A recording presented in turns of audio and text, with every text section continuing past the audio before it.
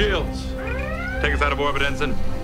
Mr. Ward, prepare to return fire. This is the continuation of my Starfleet Tactics series. Check out the first part in the description below or in the top right-hand corner to get the best experience. With the near-complete defeat of the Federation, Starfleet was forced to rethink its strategy. The Klingons had pushed Starfleet forces all the way back to the border of Earth with relative ease. This was a wake-up call and inspired change to the mentality of Starfleet engineering and Starfleet Tactical.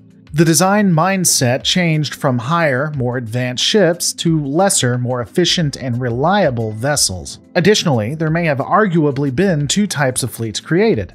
But the question is, would it be enough?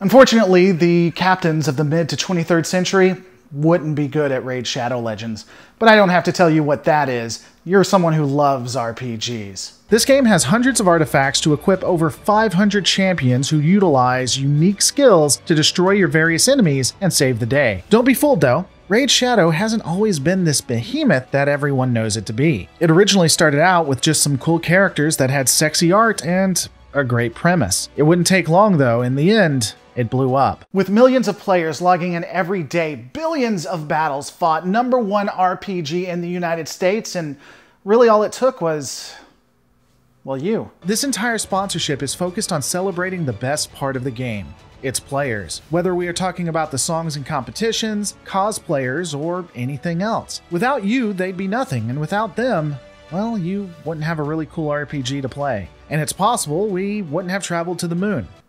You technically can't prove I'm wrong. There's never been a better time to get in this game either. For me, one of the things I really love is putting together the best adventurers possible. Champions like Elhain, the Duelist, War Priest, and Sorceress are among my top picks. You know, because I'm well known for being a big feminist. Raid just hit their 2-year anniversary and they have a load of events and tournaments for you to be a part of. If you hurry, you can get your hands on some free gifts and special awards by participating in these jam-packed happenings. They even just released their Shadowkin faction. Inspired by traditional Asian folklore, this faction has some amazing looking champions, and they're all there for you to obtain. They also have huge updates upcoming later, including the new Doom Tower rotation with 2 new tough bosses. Seriously guys, Raid Shadow Legends has gone out of their way to support a single dad with 2 kids through this sponsorship. So if you like role-playing games, enjoy constant fun battles, and want to get a huge head start in Raid, all you have to do is hit the link in the description or scan the QR code right here. If you're a new player, you'll get your free epic champion, Jotun, 100,000 silver, 50 gems, and 3 ancient shards so you can summon awesome champions. I mean, look at this guy. You'll get him for free. Pretty snazzy, right? Once you jump into this game, you'll find all of it in your inbox right here. It is just that easy. Click the link in the description and... Guys, I'll see you in the next battle.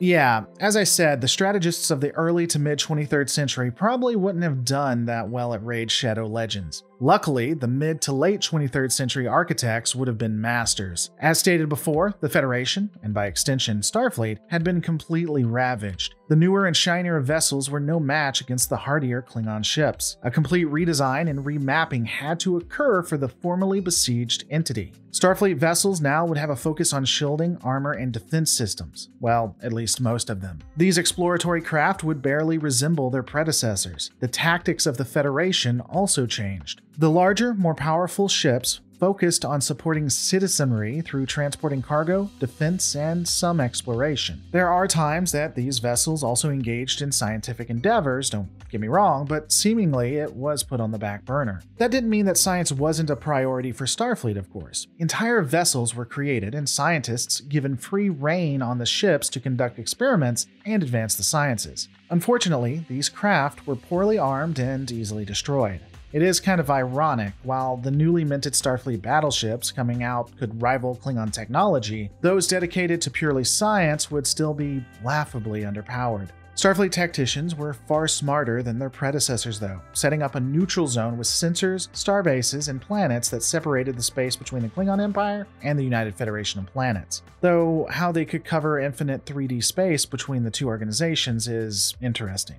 If I'm being fair, it's quite possible that the sensor net and checkpoints are situated along the safest and most common travel paths. That it is possible to bypass the sensor nets, but it would take quite a while, and such a movement of larger vessels would almost certainly be detected. The tactics of the era were also somewhat sporadic. Space was vast, with a large part of it unknown and dangerous. Exploration vessels within the battle fleet were built to withstand a fight, including engagements that sported one-on-one or even one versus multiple vessels in a conflict. If Starfleet was aware of a threat, or they were prepping for a mission, then multiple vessels would be dispatched, generally 3 to 5. Large-scale battles was just not something that was done at this time, likely due to how vast the area to be covered was. Again, it makes sense that strategic areas, places vital to economic trade, vital resources, or population centers would have starbases or sensor nets, since trying to constantly defend them with mobile vessels would be troublesome, if not impossible. Arguably, this might be why the United Earth didn't have a lot of ships around it. I mean, it's a stupid reason at best, or makes no sense at worst, but it's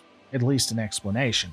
In combat, starships generally stayed in a solitary area, or they moved quite slowly. The vessels would not zoom around like squirrels hyped up on Mountain Dew, but move like the massive behemoths that they were. Which is kind of interesting, as in the early to mid-23rd century, we did see starfighters. It's possible that the regression in technology would likely explain why they aren't as prevalent. While the Romulans were an ongoing threat, the largest fear for the Federation, and Starfleet, was a war and conflict with the Klingon Empire. In fact, Starfleet's weapons and strategy was based around fighting this warrior race. This would effectively come to an end when the moon of Praxis exploded and the Klingon infrastructure just collapses. There would continue to be some Klingon raids past this point, and even some higher tensions, but all of that would come to an end when the USS Enterprise C sacrificed itself against a Romulan attack on a Klingon colony. The Klingons would become close allies with the Federation. At this point, that meant the quote-unquote battle fleet and scientific assets would merge. There would also be a dismantling of the Klingon neutral zone, which was lucky